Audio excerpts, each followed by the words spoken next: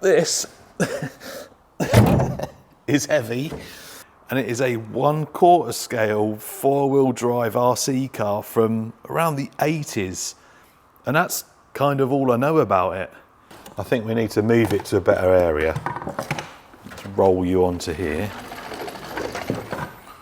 This thing's only ever been used for moving stuff. I've never used it for its intended purpose.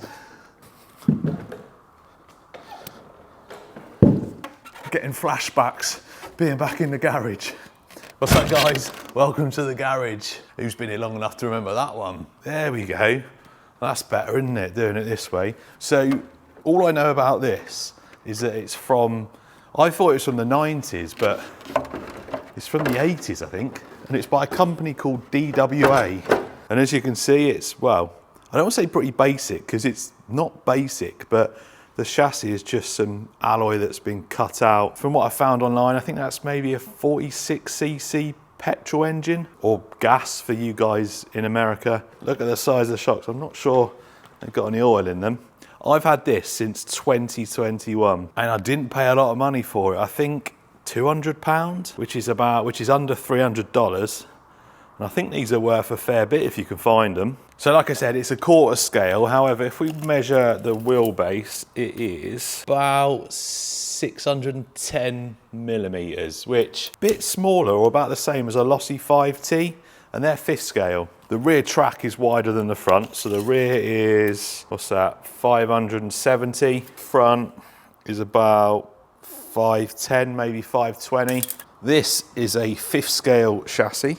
So looking at them two next to each other, I'd say it is a 1/4 scale. If I line up the front wheel like that, yeah, look, it's way bigger. I guess the 5T is based on, what is it, like a short course or whatever truck it is, and they're massive anyway. So if we're looking at this as like a rallycross car or something, probably is a 1/4 scale. So it's chain driven 4-wheel drive. Got your motor there, clutch in there, and then this turns your chains. Then you got that one there that's driving the front wheels. It's just got a shaft that goes through there, and there you can see it turning the front wheels. And then you got one coming down there that turns the rear. These are obviously your brakes, which look like there's something missing off of there. Well, we definitely need to have a look at that. And like I showed you, big old shocks there as well. Sway bars. It looks quite basic, but with all the chain drives, it's actually quite a complex machine. Very mechanical, which is what I like about it. Fuel tank, and then, yeah, exhaust. I love these wheels. Someone said they're quite expensive.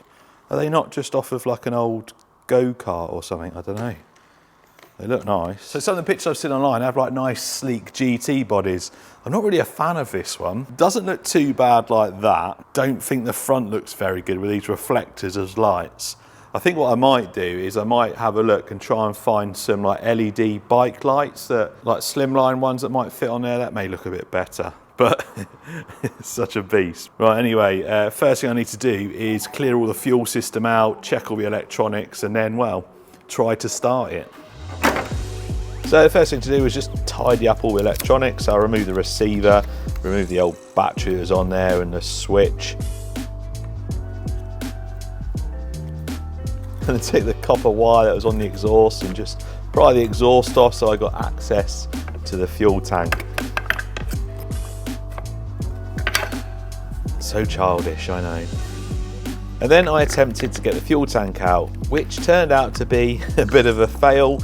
I think they built the car around the tank rather than putting the tank in afterwards. Anyway, after removing bits and pieces and wiggling it about, I couldn't get it out. So I went for a more simple technique, topped it up with some clean fuel, shook it about, mixed it in a bit, and then just siphoned it out.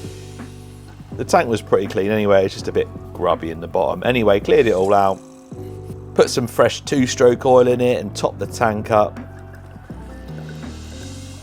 I then removed the spark plug just to make sure it was okay. It looked absolutely fine. So before putting it back in, I put a couple of drops of oil down the bore, just cycled it a few times, and then spark plug back in. So before we even think about trying to start it, we need to sort out the electronics. So because it's not electric, it has to have like an external power source for the receiver, for the electronics. This is like a very old, I don't even know what's under there, but I'm gonna chop this switch off.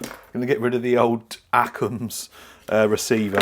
Now we'll put in just a basic Dumbo RC one, and we'll just make up another lead so it runs off of a 2-cell LiPo. Look at that. Terrible. Yep, that's junk.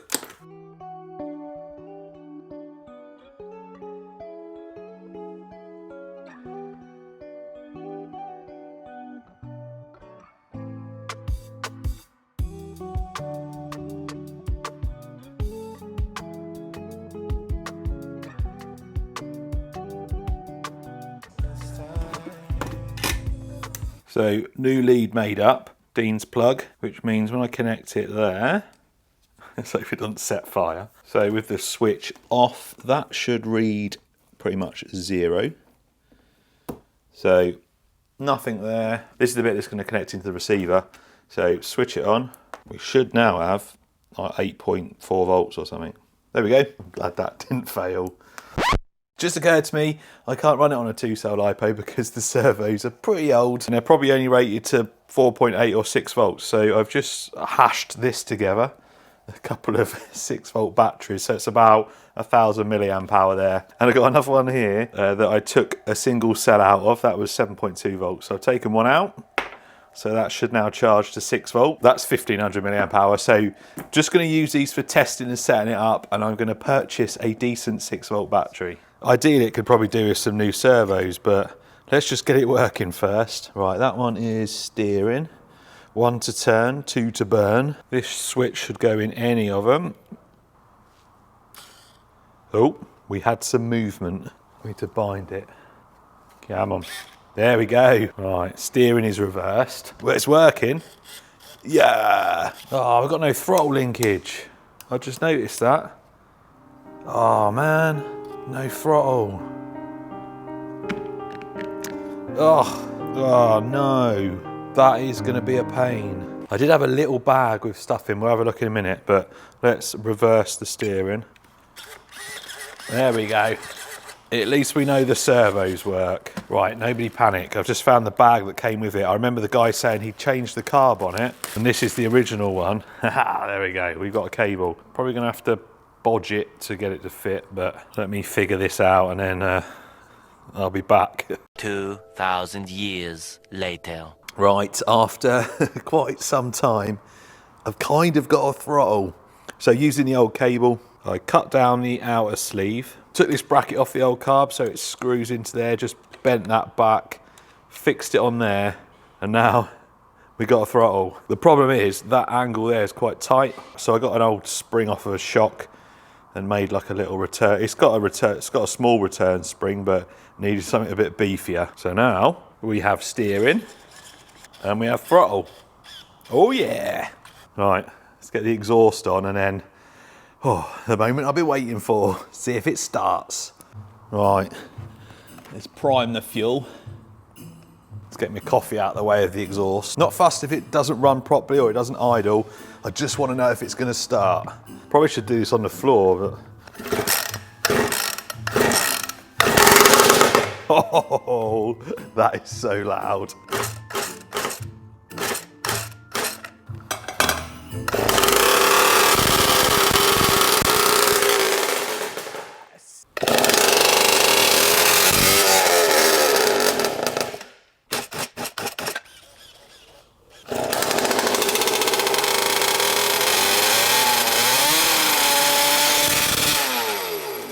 Right, let's put all this out of the way.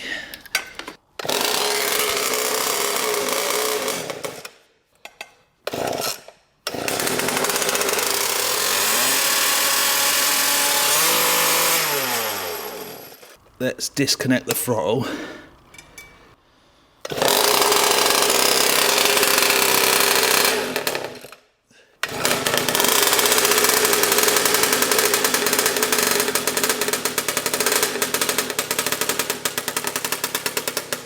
So it runs, which is good. Now I'm going to just tweak some of the needles, see if we can get it to idle. As soon as I hit the throttle, it's cutting out.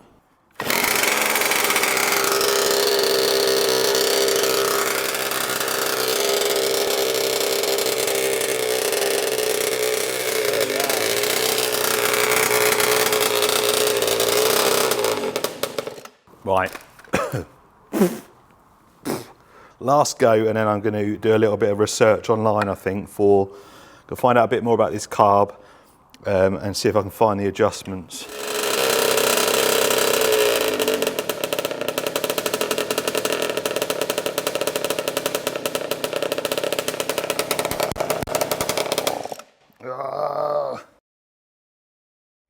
Two things. First thing, thank you very much for your help with the carb. Loads of you knew what it was. Just a basic one. I've put it back to factory settings and it seems to be okay. Now, the other thing was when I took this off, none of this was in there.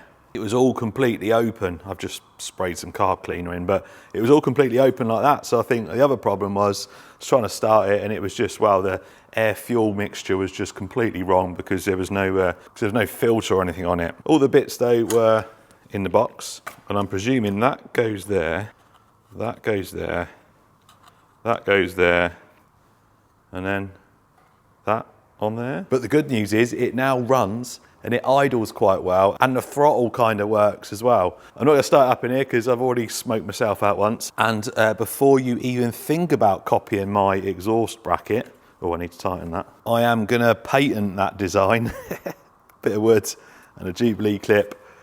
Solid. Also put a kill switch. That was one of the main things I wanted to do, get a kill switch on it, just in case I have any issues, or if the throttle sticks wide open. It's connected to channel 4 on there, so just have to press channel 4 and it'll cut it out. I have tested it. Hopefully it'll work, because, well, I'm not overly confident on the running of this, but let's go and find out. This thing took forever to start. I had it running a little bit and idling in the workshop about an hour before this. It was pretty cold outside, so it cooled right down, and it took me ages to get it started. But once I got it started, it was fine. And I just let it warm up for a little bit. It's so loud.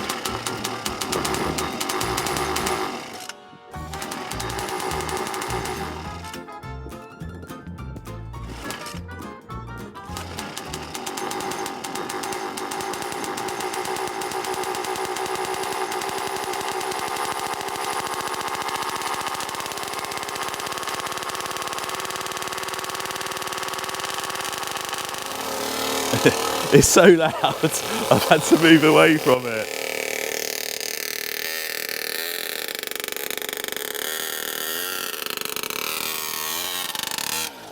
Now let it warm up a little bit longer and I need to then adjust the carb. So once it'd been idling a bit, what I wanted to do was just give it a slow drive round. I hadn't adjusted anything on the carb, so I was very gentle on the throttle, just to try and keep it going along. And I could feel something not quite right in my steering. But I was able to go one way, so I just went round and round, just got a feel for it. First run.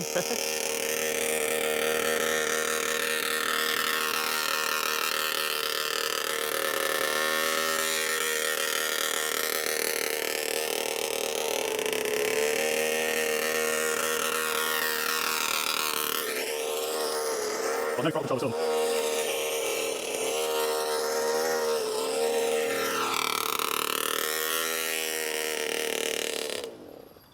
No.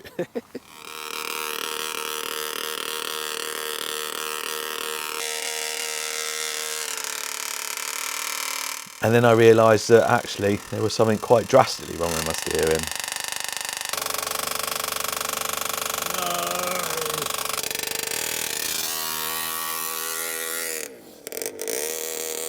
No. Got no steering. Oh no. My servo's broke, I think.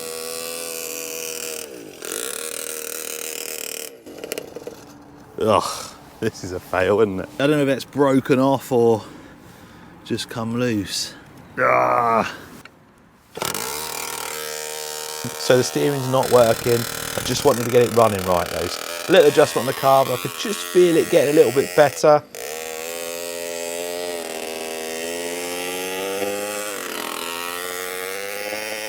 Oh.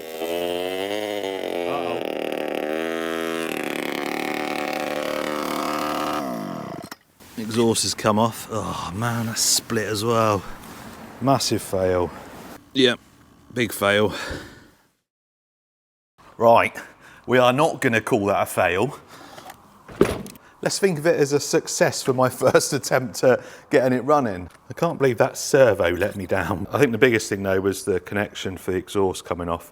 Certainly need to sort that out and secure this exhaust a little bit better. It's a shame because it just looked like it was starting to get going. I'm just about to start a massive project build that's probably going to take me 2, maybe 3 weeks. So I can't really spend much more time on this for now. So I think the plan is 2 new servos. Let's get 2 new servos in here that can run off of a LiPo. So we've got a little bit more power and we got steering. I'm gonna find a better solution for the throttle. I might get a new carb. It's relatively new there, but I might get new carb so we can sort the throttle out properly.